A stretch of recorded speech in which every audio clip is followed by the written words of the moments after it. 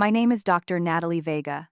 I'm 38 years old, and my husband just buried me alive for a billion-dollar discovery.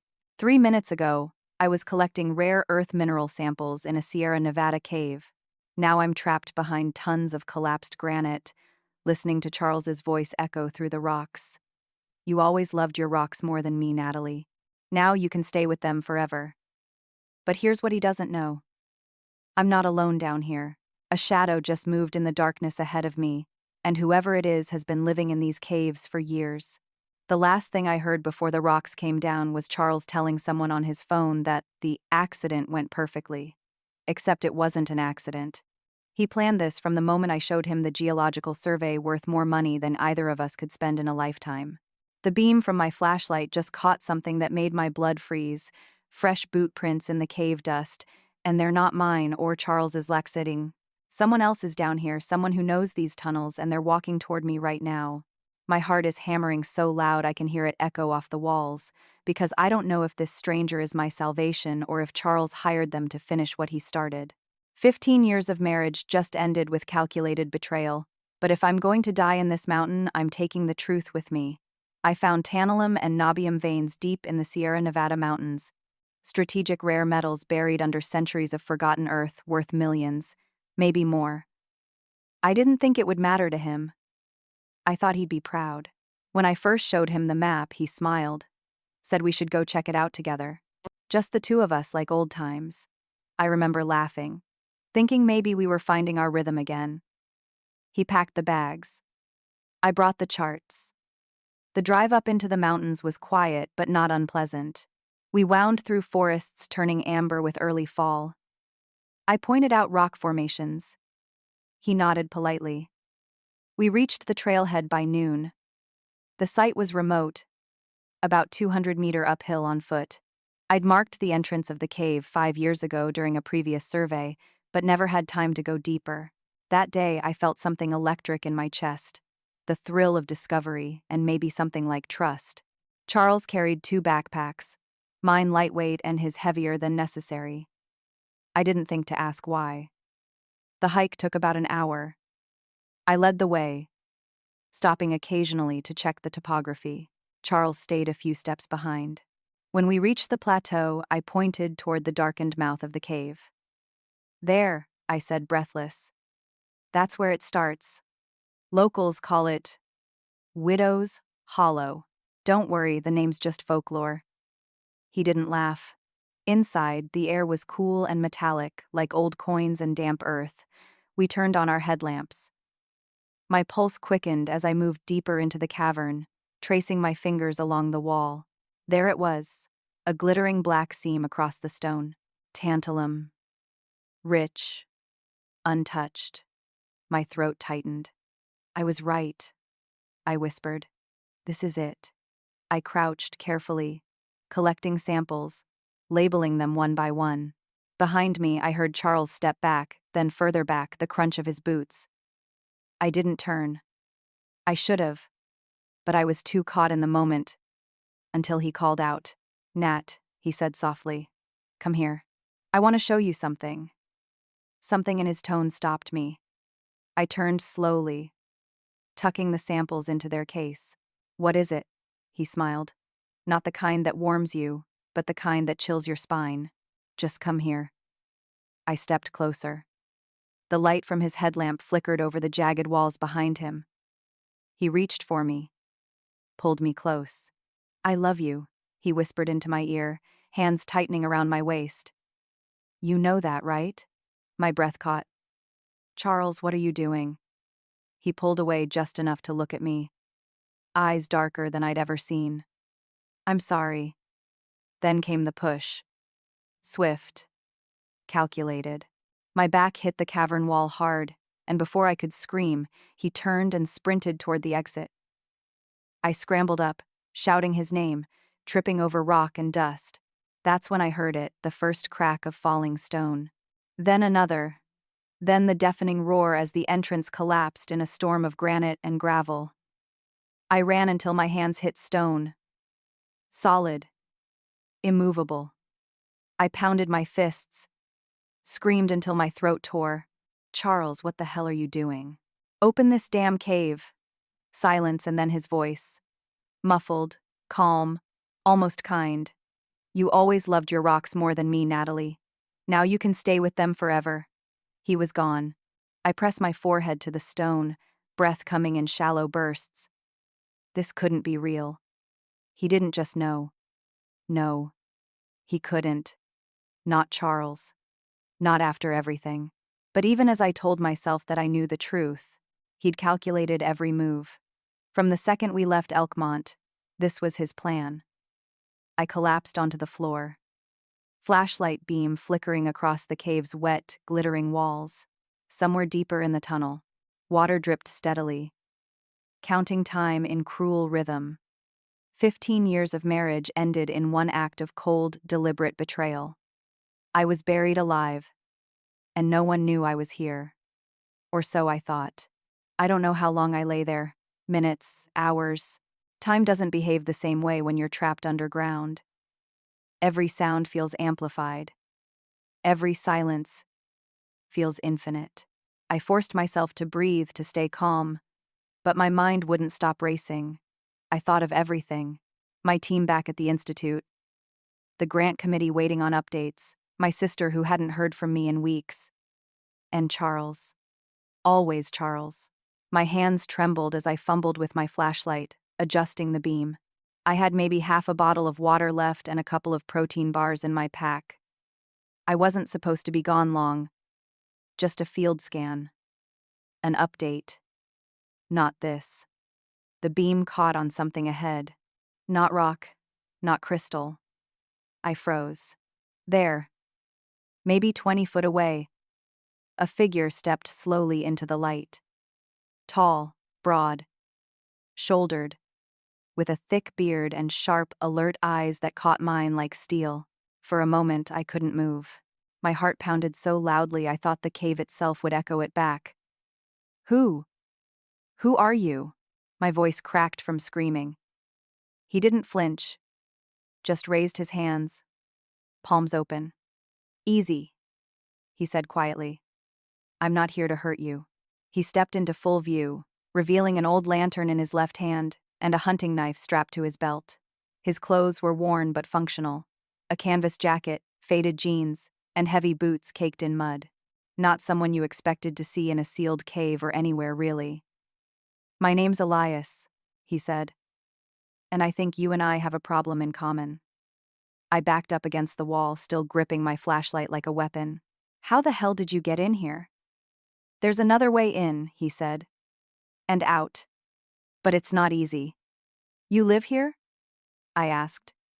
Still barely processing. More or less? He gave a slight nod. It's been 3 years since I left the mountains. This place, it's quiet, safer in its own way. I stared at him, trying to read his expression. There was nothing threatening in his tone, but something about his calm unsettled me. You heard everything. He hesitated, then nodded once. Most of it. Enough to know your husband's not coming back. I clenched my fists. He tried to kill me. Elias looked down, his jaw tightening. People do awful things when they're desperate. But that was calculated. He stepped closer and knelt beside the pile of collapsed rock. He didn't just trap you in here. He blocked the only breathable air tunnel. We need to move soon. My breath hitched. Move where? There's a system of chambers deeper in. I've mapped them out over the years. One of them connects to an underground river. That river flows to the base of the range, but the way is tight, wet, and dangerous. We'll need gear, food, light, but it's our best shot. I blinked. Why would you help me? He met my eyes. Because I've been on the other side, the side where someone you trust is gone. There was something raw in his voice. Something I didn't know yet, but felt. For a long moment, I said nothing. I just stared at the man who appeared out of the shadows, offering not explanations but survival. Finally, I nodded. We started walking. The tunnel narrowed, forcing us to move single file. The air was cold and damp, filled with the scent of mineral-rich water and something older, almost metallic. I focused on Elias's footsteps ahead of me, steady and deliberate.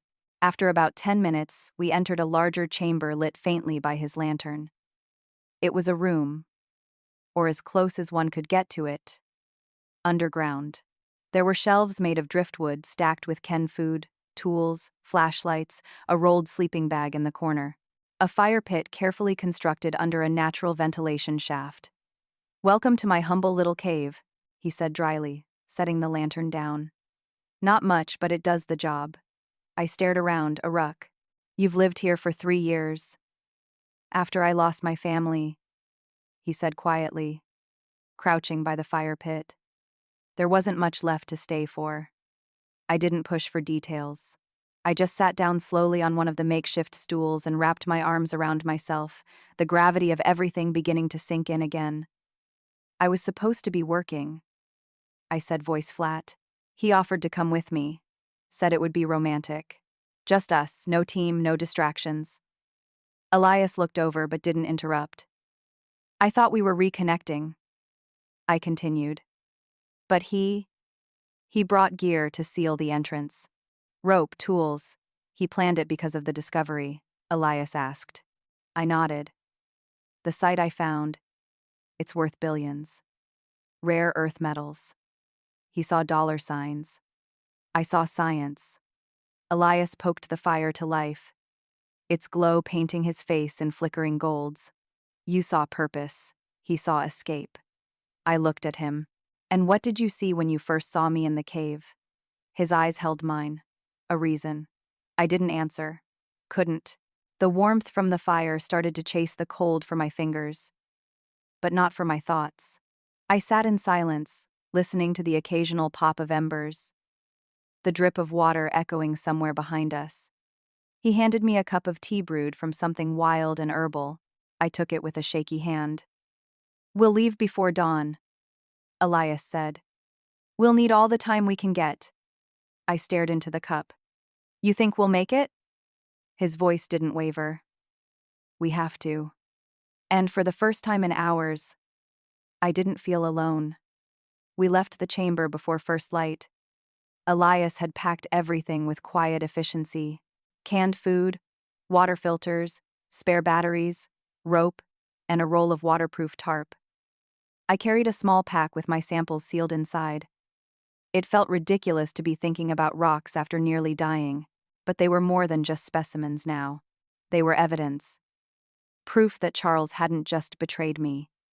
He tried to steal from me. Kill me. Erase me. We moved through the narrow passages slowly.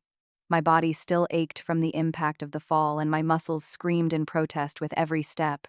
The flashlight beam bounced off the walls, illuminating mineral veins that shimmered like ghost trails in the dark. "There's a crawl space up ahead," Elias warned.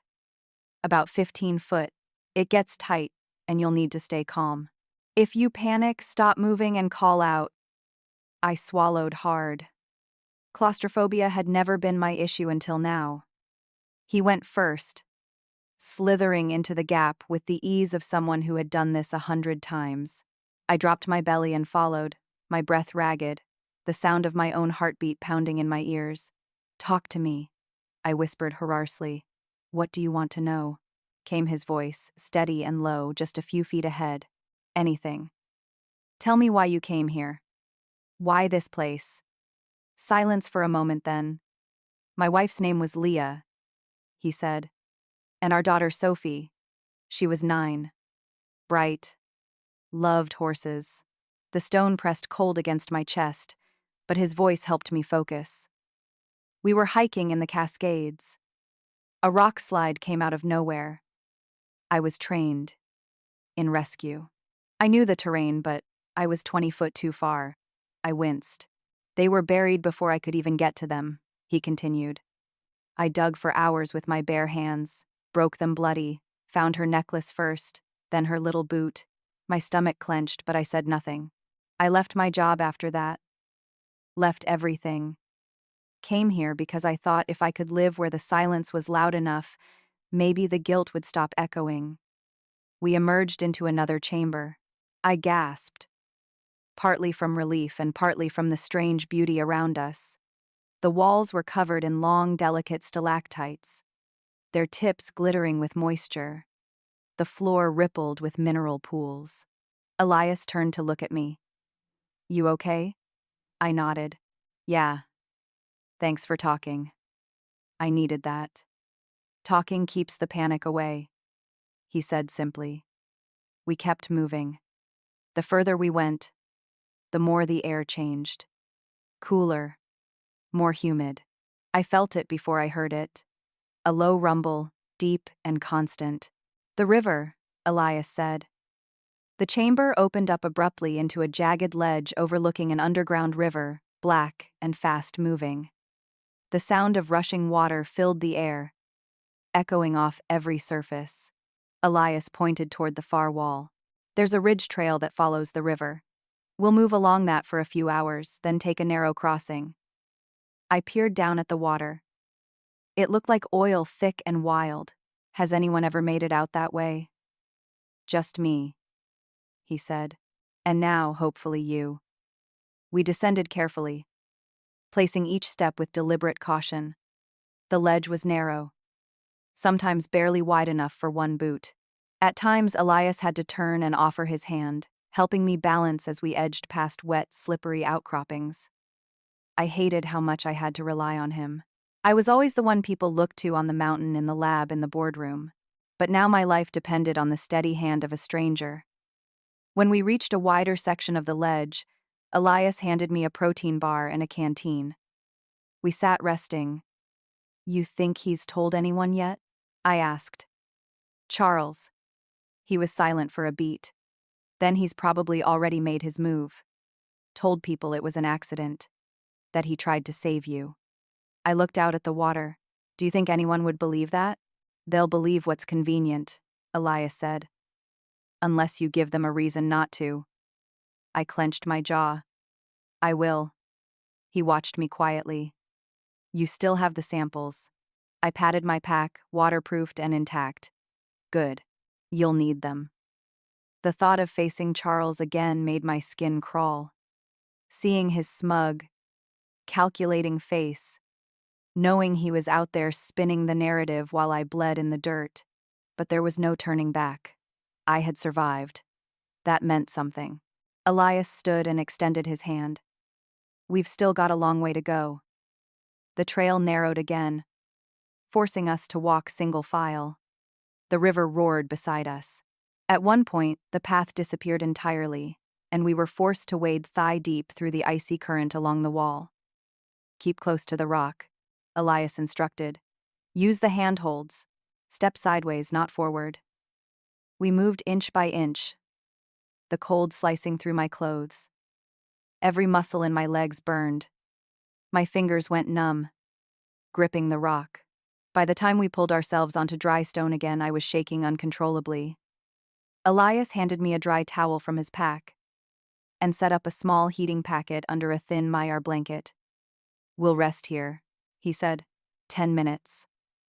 I huddled in silence, teeth chattering, mind racing, and then softly I said, "Thank you."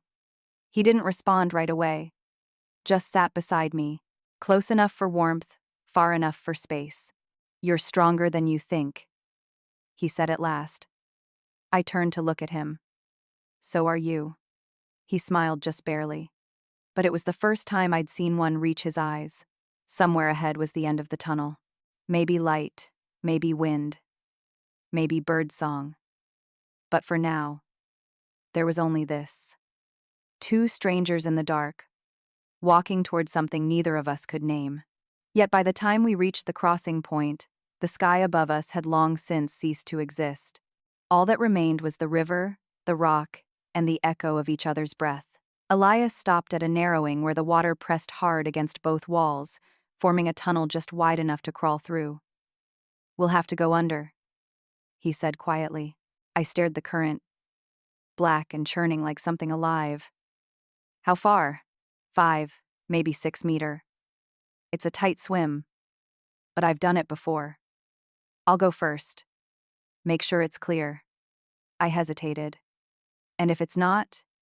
His eyes locked on mine. "It is." I know the signs, the airflow, the way sound carries. There's light and oxygen on the other side. I can feel it. I wasn't sure. I believed him. But I believed in him. He packed our bags into waterproof sacks, wrapped them twice, and tied them tight. Then he placed a hand on my shoulder. Keep your arms close. Don't fight the current. Let it carry you until you feel the slope. Swim upward and I'll be waiting. And then he was gone, slipping under with a practice dive, vanishing into the roar. I was alone. 1 minute passed, then 2. I counted every heartbeat, every echo. The walls seemed to press in. I clenched my fists to stop them from trembling. Still no sign of him. What if something went wrong? What if he misjudged? What if a splash broke the stillness? Elias surfaced on the far side, soaking wet but smiling. He raised a hand and shouted over the noise. Clear, you're up. I breathed in deeply once, twice, and jumped. The cold hit like a punch. My chest seized. The world vanished in bubbles and force. The current yanked me sideways, twisted me, shoved me forward. I fought the urge to panic, keeping my body tucked, my head down. Seconds felt like hours, then upward motion.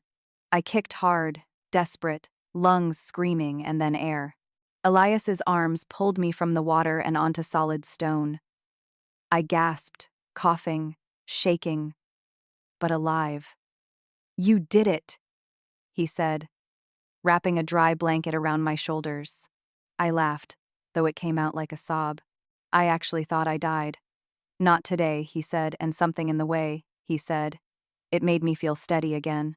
We rested in a dry cavern for a while, sharing the last of our protein bars.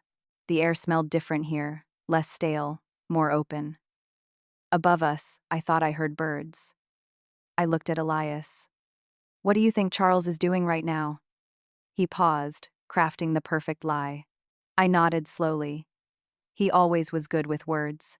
Always knew how to spin something to his advantage. He probably told him, "You slipped." Elias said that he did everything he could. I bet he's already back in Elkmont giving interviews with a hero's smile. Then we give them the real story. We resumed our journey, climbing upward through narrow shafts and damp corridors that smelled of pine sap and minerals. As we moved, I imagined what it would be like to walk into town again, to see his face when I appeared. Not as a ghost, but as a reckoning. A few hours later, we reached the final tunnel. Light streamed in through a thick curtain of vines, filtered and golden. Elias pushed aside the growth, letting me step into the open first. The sun hit my skin like something holy. I squinted, eyes adjusting. The forest around us was alive. Pine needles underfoot, wind through leaves. The sound of real open space. I turned slowly in a full circle, inhaling the scent of cedar and cold mountain air. Tears welled up in my eyes before I even realized it. Elias joined me, blinking into the Sunday. "Welcome back," he said softly. We started down the slope. From this vantage point, I could see the ribbon of a highway and the faint outline of Elkmont nestled in the valley. Smoke rose from chimneys. It looked small, distant, ordinary. 3 hours later, dusty and sore, we stepped into the outskirts of town. I felt like a stranger walking into someone else's dream. People stared. We must have looked like ghosts. Clothes torn, covered in dust, eyes too wide. We found the local diner first. I don't know why. Maybe because I needed something real. The scent of frying eggs and cheap coffee was enough to ground me. But what stopped me cold was the flicker of a television on the far wall. There he was, Charles. On the screen, he stood in front of a cabin. I recognized. Our cabin dressed in black. Speaking into a microphone, eyes solemn. "It was an accident," he said. "We were exploring a new section when the cave-in happened. I tried to save her. I did everything I could." I stared, heart hammering. The waitress noticed me frozen in place and frowned. "Ma'am, are you all right?" Elias stepped forward. "Is there a sheriff in town?" she pointed. Station's 2 blocks over. End of Main Street. We didn't wait. By the time we reached the station, I was trembling. The officer on duty blinked at us as we entered, unsure of what to make of our arrival. I'm Natalie Vega, I said, and I need to report an attempted murder. That sentence shifted everything. They took us into a side room. Another officer was called. Statements were made. I showed them the samples. Elias gave his account, the timeline, the exact words Charles said before sealing the inside. The sheriff, a stocky man with tired eyes, looked at both of us and said, "This isn't local anymore. We'll contact the county." I nodded. "Do it fast. He's moving on the discovery. He's probably already filed a death certificate." As if to confirm it, the sheriff typed something into his computer, then swore. He did. 2 days ago, already petitioned for spousal inheritance of intellectual property. I closed my eyes for a second. Then I need to prove I'm alive and that it was my discovery, not his. "You've got more than enough," Elias said beside me. I opened my eyes and looked at him. For the first time in 4 days, I believed he might be right. The next morning, I woke up in a borrowed flannel shirt and jeans that didn't fit. The motel room smelled like old cedar and bleach, but after 3 nights in a cave, it may as well have been the Ritz. Elias had taken the room next door. He knocked once just after sunrise. "They've set it up," he said. "Where?" "Back at the site. County detectives will be there. Investors, too. He thinks he's about to close the deal." I nodded. "Then let's ruin the ending." It took 2 hours to drive back into the mountains. The authorities had arranged everything. Officers in plain clothes, hidden cameras, marked vehicles just out of sight. I rode in silence in the back seat of an unmarked cruiser, staring out the window at the winding roads and the trees that had almost become my grave markers. Charles had no idea. From behind a thicket of trees, I saw his Jeep parked near the site. Another black SUV sat nearby, probably the investors. I could hear his voice before I saw his face. Laughing, charming, hands waving in that familiar pitchman rhythm. God, he was good. Detective Morgan leaned back in his seat beside me. "We amp LT unk amp GT. L. Let him talk first. Once we hear enough, we move. When we give the signal, you come forward." I nodded once. I wasn't shaking. I thought I'd be shaking. Out of sight, a hidden microphone picked up every word. "It was hard," Charles was saying. "She was brilliant, passionate, but the cave-in was brutal. I barely made it out alive. I tried everything to get her out, but the rocks were unstable." He paused, his voice breaking a little. "She died doing what she loved. And now, I just want to honor her legacy." The investor's voice came through the feed. "We're very sorry for your loss. The preliminary report shows a promising mineral yield. Once the inheritance clears, we're close," Charles replied. "Just waiting on the final paperwork." The detective leaned forward, whispered something into the radio. "Time," he said. I opened the car door and stepped out onto the gravel. The sound of my boots startled the birds first, then the men. Charles turned mid-sentence. His face went white, like actually white, not pale, ghost white. Eyes wide, mouth half open, breath caught in his chest. "Hello, Charles," I said evenly. He took a step back. "Natalie," surprised to see me. I walked toward him slowly, aware of the complete silence around us. The officers behind me fanned out quietly. "I imagine you already started planning my funeral." I caught the television interview. "Very moving." I don't understand," he stammered. There was a cave-in. You caused it. I cut in. You brought rope tools. You blocked the only exit, and told me, and I quote, 'These rocks should keep you warm forever.'" He blanched. "We have a witness," Detective Morgan said, stepping forward. "We have physical evidence. We have recordings. Charles Vega, You are under arrest for the attempted murder of your wife, Natalie Vega. One of the investors swore under his breath. Charles didn't resist. He just stood there as they cuffed him, staring at me like I'd crawled out of his nightmare. Maybe I had. As they let him pass, he tried one last time. Natalie, it wasn't supposed to be like this. Don't, I said softly. You buried me and you thought no one would ever find the truth. But the truth was already in the walls. You just didn't know it had a voice. The officers led him away. I stood still. I thought I'd feel victorious, vindicated, but all I felt was tired. I walked back to the SUV. The investors didn't follow. One of them tried to speak to me, something about reevaluating contracts, about possible collaboration. I held up a hand and kept walking. Later, as the site was being secured and the press began arriving, I found Elias by the tree-in. He was leaning against a tree, arms crossed, watching me. You all right? He asked. I nodded.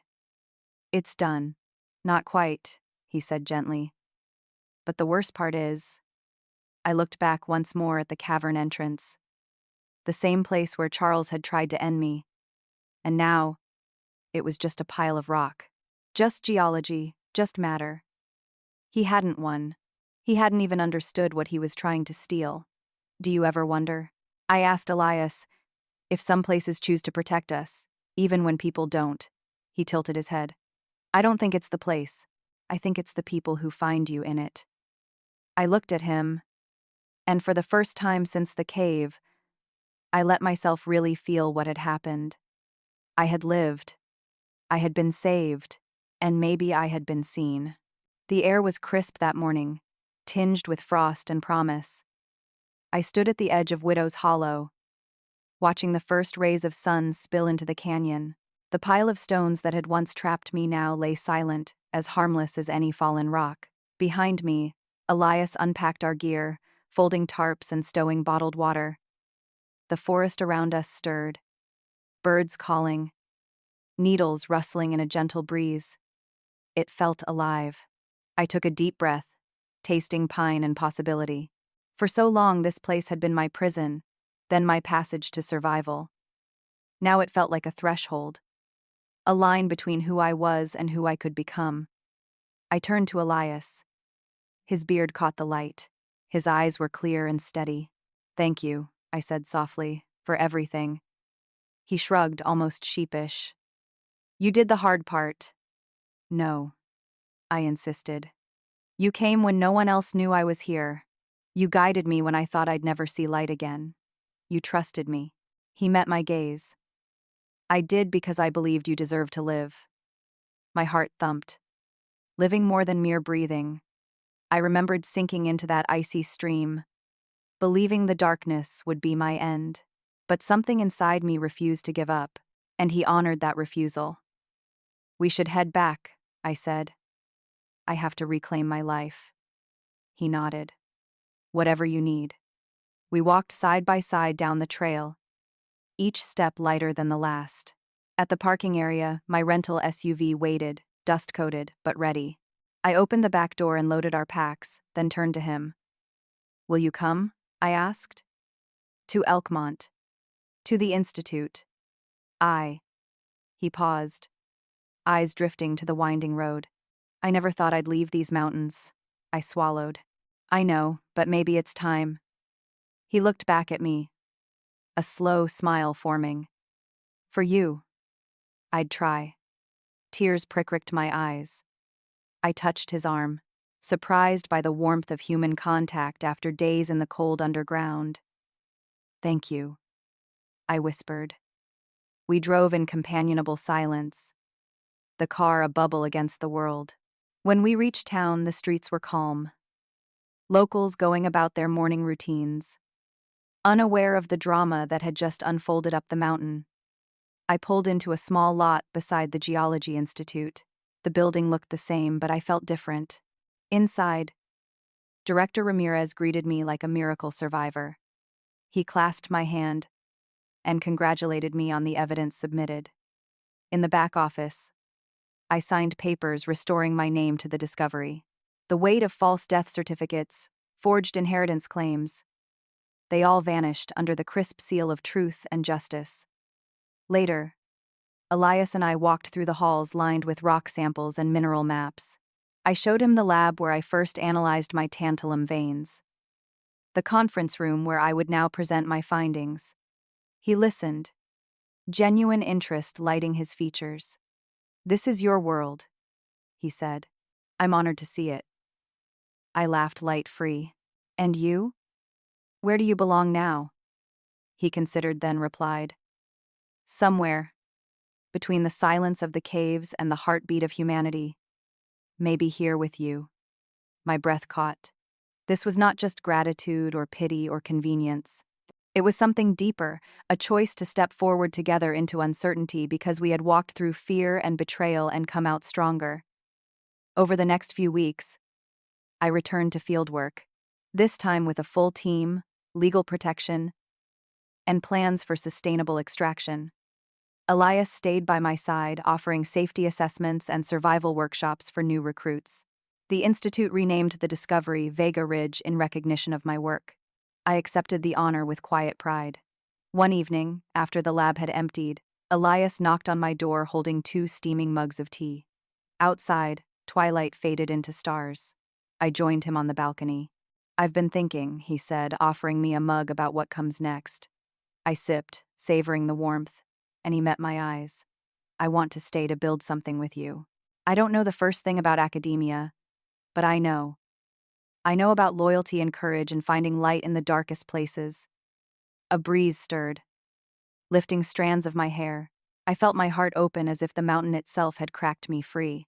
"I'd like that," I said truthfully. He smiled, relief and hope mingling in his expression. "Then let's start here." We clinked ked mugs, and the sound echoed softly under the night sky. I thought of Widow's Hollow, once my grave, now a symbol of resilience, and of the man who rescued me, who chose to believe in me before anyone else did. The world beyond these mountains was vast and unpredictable, but for the first time I wasn't afraid. I had my discovery back, my voice restored, and beside me was someone whose unwavering faith had saved my life. As the stars wheeled overhead, I whispered a promise to honor this second chance, to live fully, to never let darkness bury my truth again, and I knew this was only the beginning.